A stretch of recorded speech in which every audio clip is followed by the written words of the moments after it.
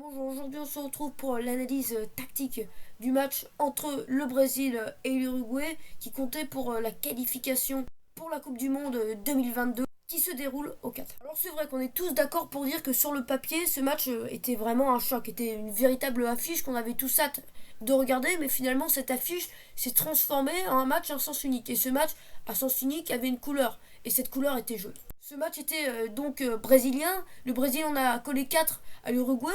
Mais c'est vrai que sans Fernando Muslera qui a réalisé de très grosses performances, sans le gardien de Galatasaray, l'addition a été beaucoup plus corsée. Et il a été là aussi pour que l'addition soit moins salée. Parce qu'il a quand même réalisé 9. Si on compare avec Ederson a fait 2 arrêts, il a certes encaissé un but. Je vais pas dire qu'il aurait pu ramener le journal, qu'il aurait pu ramener sa petite couverture, qu'il aurait pu ramener son petit canapé et rester bien au chaud dans ses cages.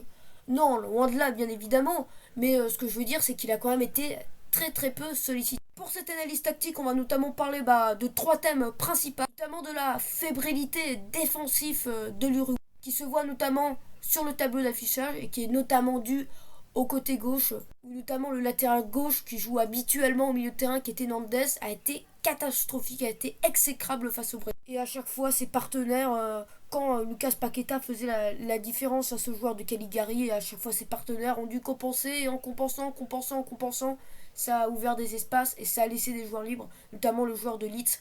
On va aussi parler de Neymar qui a affolé, on parlait beaucoup de Neymar, on parlait beaucoup des étincelles de Neymar mais hors du terrain. C'est vrai que hier on parlait plus de Neymar, mais depuis le début de la saison il avait du mal à réaliser de grosses performances. Il était un petit peu en difficulté depuis le début de la saison. Il a notamment réussi que 50% de ses dribbles. Hier, il a été un petit peu partout dans les secteurs offensifs, à l'organisation et à la finition. Un but et 2 passes décisives pour le Brésilien qui a multiplié les galettes pour ses partenaires. Neymar a délivré 8 passes clés. Et on va parler de Gabriel Jesus, qui est un véritable joueur de long. C'est vrai que si on regarde ses statistiques, il n'a pas été décisif. Il n'a pas marqué, il n'a pas délivré de passes décisives. Il a été certes inefficace, il a frappé 3 fois, 2 tirs cadrés, un non cadré. Il est notamment tombé aussi sur un très bon Fernando Muslera. Et c'est vrai que si on a mal regardé la rencontre, on pourrait dire que c'est un flop. Mais finalement, si on regarde bien, si on décrypte bien, si on analyse bien la rencontre, on voit bien que Gabriel Jesus a été très important pour les Brésiliens et que s'il n'y avait pas eu Gabriel Jesus, les Brésiliens n'auraient pas inscrit le nombre de buts qu'ils ont inscrits. Il a été intéressant parce qu'il a attiré les défenseurs, notamment sur le deuxième but, donc sur le premier but de Rafinha. Il a laissé l'axe à Neymar sur le premier but. Il a switché sa position, donc pour moi, il est bien loin d'être un flop de cette rencontre. Il reste 7 matchs à disputer pour le Brésil, mais le Brésil est bien en tête, avec notamment 6 points d'avance sur le vainqueur de la Copa d'América, l'Argentine, plus d'une dizaine donc sur toutes les autres sélections. Nandes a réalisé une performance catastrophique. Il n'était pas assez agressif, il défendait un petit peu à la manière actuelle de défendre de Gérard Piqué, ça veut dire défendre en avançant. Il a obligé ses partenaires à compenser et donc il a déséquilibré défensivement son équipe. Lucas Paqueta, le Lyonnais, lui a mis la misère. Il a remporté seulement un duel sur 5 au sol, donc 15% seulement de ses duels au sol remportés. Il a notamment pris des grands ponts, il a notamment pris un petit pont, il a tout pris hier, il a tout vu hier Nandes. Ces derniers jours, ces dernières semaines, on parlait de Neymar et pas forcément pour ses performances sur le terrain qui étaient d'ailleurs assez décevantes ces derniers temps. Mais notamment pour ses phrases, pour ses déclarations. Notamment sur cette phrase, je la vois comme la dernière parce que je ne sais pas si je serai assez fort mentalement pour continuer à gérer ma vie de footballeur par la suite. Donc, je vais tout donner pour bien finir et la gagner avec le Brésil. Il parle de la Coupe du Monde, il voit cette Coupe du Monde 2022 au Qatar peut-être comme sa dernière. Et nous, en tant qu'observateurs du football, on se dit que c'est pas improbable. Parce qu'au vu de l'hygiène de vie de Neymar, notamment de ses retours de vacances, ou des manières même de vivre ses vacances, on se dit qu'il a peut-être pas la motivation, l'envie et même le physique au vu de ses blessures récurrentes pour jouer à plus de ses 40 ans comme peut le faire par exemple Gianluigi Buffon. Hier Neymar a vraiment été très intéressant. Il pouvait être à la finition des actions À la création, il pouvait lancer en profondeur ses coéquipiers, que ce soit Gabigol, que ce soit Gabriel Ressus ou même que ce soit Rafinha. Lors de cette rencontre, sa position était axée axiale sur le papier. Il a notamment été positionné en meneur de jeu, mais quand Gabriel Ressus est sorti à la 61e minute de jeu, on s'est retrouvé avec une attaque. Gabigol, Neymar donc dans l'axe et Anthony sur le côté. On a vu des attaquants switcher, notamment quand Anthony avait le ballon, il avait un peu cette tendance, il avait un peu cette manie de repiquer dans l'axe. Et donc on pouvait voir Neymar sur le côté, énormément sur le côté en fin de rencontre. C'était soit pour lancer en profondeur, notamment Gabigol, ou soit pour essayer de frapper, donc organiser ou marquer. Neymar a notamment délivré hier 8 passes clés. Et s'il n'y avait pas eu Fernando Muslera, ces 8 passes clés auraient pu peut-être se transformer en 8 passes décisives.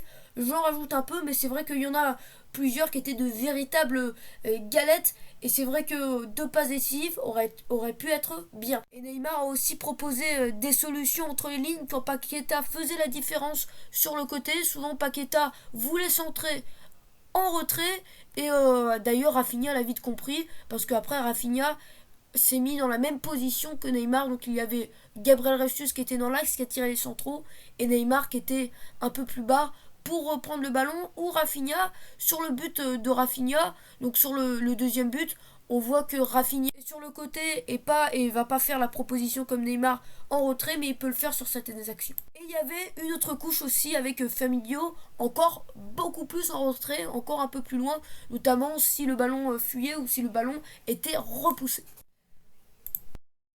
En phase défensif, l'Uruguay était dans un 4-4-2 ou dans un 4-4-1-1 avec notamment Cavani qui avait comme marquage Fabinho, mais ça n'a pas beaucoup fonctionné parce qu'on a vu notamment Fabinho pouvoir faire des passes vers les attaquants ou même pouvoir frapper. Et donc quand Fabinho était haut sur le terrain, Cavani ne suivait pas et en pointe ne suivait pas, excusez-moi, j'ai dit poids. Et on voit Cavani qui est en pointe, excusez-moi, avec décidément, qui est en pointe avec Luis Suarez. Et on voit un 4-4-2 axé axial avec notamment les ailiers qui peuvent aussi se positionner, qui essayent au moins de couper la relation avec les milieux de terrain et qui sont pas collés avec les latéraux. Comme on peut le voir à l'image, on voit que le numéro 7 est sur Fred et de l'autre côté, on le voit que l'ailier de l'autre côté est sur Fabinho. On voit une nouvelle fois le déplacement très intéressant de Gabriel Jesus qui attire Diego Godin, l'ancien joueur de l'Atlético Madrid. Et on voit ce qui est intéressant, Neymar qui va plonger, qui va faire un appel. Et ce qui est très intéressant, c'est qu'on voit que tous les Brésiliens utilisent vraiment bien la largeur du terrain, parce qu'on voit que Paqueta est vraiment très très large, il est vraiment sur le côté et il attire au moins du regard Nandes. Et on voit que Coad, il s'occupe surtout de Fred et non de Neymar. Et donc finalement, on a vraiment l'impression qu'il n'y a pas de marquage sur Neymar, que la priorité c'est les ailiers et c'est Ressus. Mais le problème c'est que ça fait mouche, personne ne s'occupe de Neymar. Nandes, il regarde autre part. On voit Coat qui s'occupe surtout de Fred. On voit que Godin est positionné, il colle Ressus. Donc personne s'occupe vraiment de Neymar. Et Neymar, après, va pouvoir se retrouver avec Muslera. Quand Coad est obligé de compenser, on voit un 2 contre 1 dans l'axe côté brésilien avec Ressus et Neymar face à Godin. Et c'est très problématique. On voit que Coad arrive à revenir assez rapidement pour essayer de couvrir ce poteau. Mais le gros problème, c'est qu'on voit qu'il le couvre très mal. Parce qu'il écarte les jambes alors qu'il devrait essayer de fermer les jambes pour pouvoir essayer de repousser le ballon. Ce qui n'est pas du tout le cas. Il laisse la porte ouverte. Qu'est-ce que fait Neymar? Et bah il frappe dans l'angle ouvert. Il frappe entre ses jambes. Et c'est très bien réalisé. Parce que le Brésil peut donc mener un... Il voit qu'il y a un passage libre. Donc il frappe dedans. J'adore vraiment cette action, je kiffe vraiment cette action parce que ça traduit parfaitement les difficultés défensives de Nandez et ça oblige complètement ses partenaires à couvrir. Là on voit très bien que donc Nandez est mis en difficulté par Lucas Paqueta et là ce qui est intéressant c'est qu'on voit que Coat sort mais pas assez rapidement, ça manque un peu d'agressivité, un peu de nonchalance de la part de Coad qui au lieu de sortir dans le vent comme ça sur Lucas Paqueta pour mettre aucune agressivité pour vraiment pas le gêner, parce que là il y a presque 2 mètres d'écart si ce n'est plus, il le gêne pas du tout dans sa passe, il ferait mieux de rester à côté de Neymar et de créer un 2 contre 2, parce que là il y a personne sur Neymar, et donc là ils sont obligés de switcher les positions, comme il y a personne pour gérer Neymar, parce que là normalement Godin doit être sur Ressus, et ça doit être Coad sur Neymar. Donc comme il n'y a personne pour gêner Neymar, bah c'est Godin qui va s'en charger. Et comme il veut pas laisser Ressus seul, et bah c'est Caceres qui doit normalement s'occuper de Gabriel Ressus et qui va donc sortir sur Gabriel Ressus. Gros problème, c'est qu'on va voir que Neymar va frapper, le ballon va revenir sur Rafinha. Et il n'y aura personne pour venir gêner Rafinha. Et c'est vrai qu'on voit Dacunia, mais vous allez dire, mais qu'est-ce qu'il fait là? Mais Dacunia, il fait son boulot, il tient Emerson, tout simplement. C'est pas lui, normalement, d'aller chasser sur Rafinha. Et c'est vrai que c'est déjà bien qu'il regarde le jeu, qu'il a la vision et qu'il fait l'effort. Il a pas cette nonchalance de se dire, non, je vais pas faire l'effort, c'est pas mon boulot. Bah non, il va quand même essayer d'aider ses partenaires et il fait le mieux qu'il peut. Et finalement, il est pas loin de contrer la frappe de Rafinha. Mais on peut pas lui reprocher, c'est même déjà bien qu'il fasse l'effort.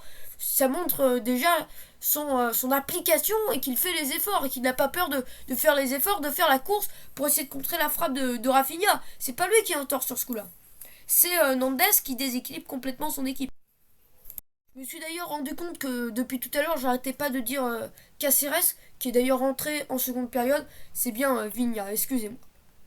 Je vous parlais des souffrances vraiment sur le côté gauche de l'Uruguay et je vous ai notamment parlé des difficultés à défendre de Nandes, mais sur ce côté gauche, sur ce couloir gauche, il n'y a pas lui qui est mis en difficulté, il y a aussi l'ailier Betancourt que j'ai pas trouvé qu'il a fait énormément, j'ai pas trouvé qu'il a été vraiment affamé des efforts, j'ai pas trouvé qu'il a fait vraiment les allers-retours et notamment quand son coéquipier à la Juve, Alexandro, venait combiner avec Lucas Paqueta, on voyait qu'il était mis en difficulté, ça créait vite un 2 contre 1 sur le côté. Et ce qui est intéressant aussi à voir sur cette image, on voit le numéro 21 qui est Edinson Cavani. Il y a d'ailleurs des rumeurs d'Edinson Cavani au Real de Madrid, peut-être pour cet hiver, peut-être pour être la doublure de KB9 de Karim Benzema, qui est au marquage de Fabinho. Neymar qui va être une nouvelle fois trouvé sur le côté gauche comme beaucoup en seconde période. Et ce qui est intéressant, c'est que là, on voit que Neymar, déjà on a vu une défense vraiment de l'Uruguay qui a manqué d'agressivité, qui a vraiment pas agressé les Brésiliens. Et là, ce qui est intéressant, on voit que Anthony va donner le ballon à Neymar. Et Neymar, qui aurait pu attaquer son côté gauche, va finalement attaquer l'axe et va servir en profondeur Gabigol. Et ça a été très difficile de prendre le ballon à Neymar. Comme en Ligue 1, face à la Colombie, il avait eu seulement 50% de dribbles réussis. Cette fois-ci, ça a été bien mieux. Beaucoup moins de déchets. Ça a été du 7 sur 9 pour le Brésil. Ce qui est intéressant sur ce genre de contre-attaque, c'est que Neymar, il n'est pas super bas sur le terrain. C'est pas lui qui va repartir avec le ballon, qui va recevoir le ballon, soit d'un milieu de terrain ou d'un défenseur ou même du gardien de but Ederson qui est très bon au pied. Ce qui est intéressant, c'est qu'on voit là que c'est plus Anthony qui part de l'axe et pendant quelques secondes, il va être dans une position d'avant-centre et va servir Neymar sur le côté. Et quand Neymar se retrouve sur le côté, soit il peut servir, soit il peut être à la dernière passe. Ce qui est intéressant, c'est qu'il n'est pas à l'avant-dernière passe, il est à la dernière passe. Et c'est notamment pour ça qu'il est à 2 passes décisives. Il peut en lancer en profondeur, là c'est Gabigol, ou soit il peut venir frapper. Ou soit il peut aller dribbler, soit il peut essayer d'aller percuter et d'essayer d'aller à l'opposé, aller dans l'axe et aller servir en profondeur. Ce qui est intéressant, c'est que tout à l'heure, je disais que j'étais content de retrouver, qu'on était vraiment content de retrouver le smile, le sourire de Neymar, la joie de Neymar, mais on est aussi content de retrouver son talent, sa magie, son génie, tout simplement. Parce que Neymar, mine de rien, notamment on va prendre l'exemple de Manchester City, il fait pas une performance exceptionnelle, il n'est pas décisif, on le voit pas énormément, même si à certains moments, on sait pas trop ce qu'il prend. À certains moments, on le voit redescendre, mais ça, c'est juste à certaines reprises. Par séquence, il redescend super bas. Mais en tout début de rencontre, il te fait un arc-en-ciel et c'est magnifique. Mais là, ce qui est intéressant, c'est que pendant ces 90 minutes, on l'a vu un petit peu partout et on l'a vu retrouver du sourire. Et je parlais de talent, cette petite louche magnifique pour Gabigol. est l'illustre parfait du match de Neymar qui a été vraiment partout. Ce qui est intéressant, c'est qu'on l'a pas vu super bas, mais ce qui est intéressant, c'est qu'il a servi, il a donné des galettes et il nous a fait plaisir, il s'est fait plaisir et il nous a fait plaisir à regarder. Je voulais dire que sur le côté, on pouvait voir aussi, par exemple, sur une reprise en première période de Fabinho, ce qui est intéressant, c'est qu'on voit que Vecino vient compenser une nouvelle fois Nandes qui est mis en difficulté. Et c'est vrai qu'on l'a vu trop peu, des fois on l'a vu qu'il n'était pas assez rapide, donc un manque d'agressivité et un manque de vitesse au niveau du repli, défensif pour les Uruguayens. Donc voilà, merci de m'avoir suivi pour cette analyse tactique du match entre le Brésil et l'Uruguay. Et si cette vidéo vous a plu, bah déjà likez. Si vous n'êtes pas abonné, bah vous faites quoi? Non, je rigole, si vous n'êtes pas abonné, vous pouvez vous abonner. Merci de m'avoir suivi, on se retrouve très bientôt pour une nouvelle analyse tactique.